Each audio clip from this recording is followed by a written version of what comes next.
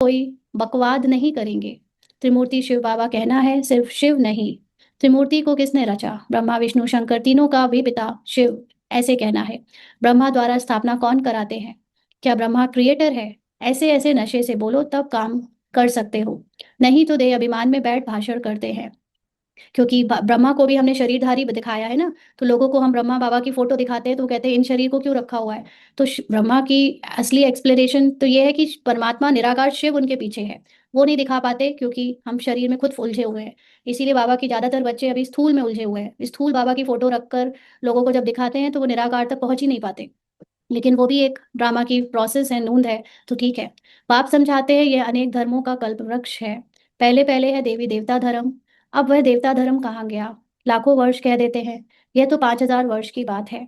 तुम मंदिर भी उन्हों के बनाते रहते हो। दिखाते हैं पांडवों और कौरवों की लड़ाई लगी, पांडव पहाड़ों पर गल मरे, फिर क्या हुआ? तो पांडव पहाड़ों पर गल मरे को फिजिकल दिखा दिया, लेकिन सच्चाई ये है कि जब हमारी ऊंची स्थिति बनती जाती है तो जो फिजिकली हम ब्रह्मा कुमार ब्रह्मा कुमारी की एक स्पिरिचुअल आइडेंटिटी बने थे, वो भी उतर जाती है, वो भी नहीं रहती। निराकारी स्थिति में एनर्जी के लेवल पे जाने में आपको अपनी फिजिकल आइडेंटिटी भी भुलानी होती है। Pandav is a spiritual identity, और ये स्पिरिचुअल आइडेंटिटी जब तक आप नहीं उतारते हो तब तक आपको अपनी संपूर्णता की स्मृति नहीं आएगी, संपूर्णता की स्टेज नहीं बनेगी। इसीलिए बहुत सारे लोग पांडव बनकर ही अटक गए हैं, पांडवों में ही अटक गए हैं। बस हम पांडव स्पिरिचुअल आइडेंटिटी में अटक गए। स्पिरिचुअल आइडेंटिटी से ऊपर उठना है तो ये भी भूलना पड़ेगा, ये भी छोड़ना पड़ेगा कि हम ब्रह्मा कुमार ब्रह्मा कुमारी फिजिकल वाले हैं। ये भी छोड़ना पड़ेगा। इसको कहते हैं पांडव पहाड़ों पर गल मरे। फिर क्या हुआ? मैं कैसे हिंसा करूंगा? क्योंकि दिखाया गया ना, आप लोगों ने अभी एक महाभारत नई आई थी, अ, उसका कुछ एक एपिसोड बाबा ने दिखाया। उसमें दिखाया कि जब महाभारत खत्म हो गई तो ये सारे पांडव पहाड़ों पर चढ़ने लगे कुत्ता लेकर। तो उसमें क्या हुआ कि धीरे धीरे वो जो पहले नकुल सहदेव ये सब द्रौपदी ये सब धीरे धीरे गिरने लगे, उसमें गिर गिर के मरने लगे। क्यों? क्योंकि उन सबको अपनी अपनी एक ना एक चीज का अहंकार था। द्रौपदी को 5 पतियों होने का अहंकार था, इसलिए वो भी स्वर्ग की पहाड़ पे पहुंचने के पहले गिर गई, मर गई। फिर नकुल को अपने सहदेव को, शायद नकुल या सहदेव में कोई बहुत सुंदर था, तो उसको भी अपने उस रूप का अहंकार था, तो वो भी स्वर्ग के पहाड़ पे चढ़ने के पहले गिर के मर गया। ऐसे ही फिर सहदेव भी गिर के मर गया। फिर भीम की बारी आई तो भीम को अपनी शक्ति पर बहुत अहंकार था, तो वो स्वर्ग के पहाड़ पे चढ़ने के पहले वो भी गिर के मर गया। फिर अर्जुन आया तो अर्जुन को अपनी धनुर्विद्या पर बहुत अहंकार था, तो वो भी गिर के मर गया।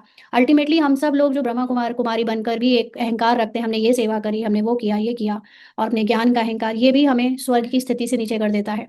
और हम सब, हाँ, युधिष्ठिर अकेले पहुंचा, युद्ध में स्थिर बुद्धि, जिसको कोई अहंकार नहीं रहा अपने अंदर, वही वहां लास्ट में पहुंचा। तो युद्ध में स्थिर बुद्धि केवल आत्मा कॉन्शियस में हो सकती है। बॉडी की कॉन्शियसनेस में आपको कोई भी अहंकार है, मैं बहुत सेवा करता हूँ, मेरे अंदर ये भाषण बहुत अच्छा है, मेरी फलाना चीज अच्छी है, वो सब स्वर्ग में नहीं पहुंच पाते। इसलिए मैक्सिमम ब्रह्मा कुमार कुमारी भी नीचे अटके हुए हैं, और गिनती के कुछ ही लोग ऊपर की स्थिति में जा पाए हैं। तो मैं तो तुमको अहिंसक वैष्णव बनाता हूँ, यानी पूरी तरह से वैष्णव, यानी विष्णु के संप्रदाय वाले।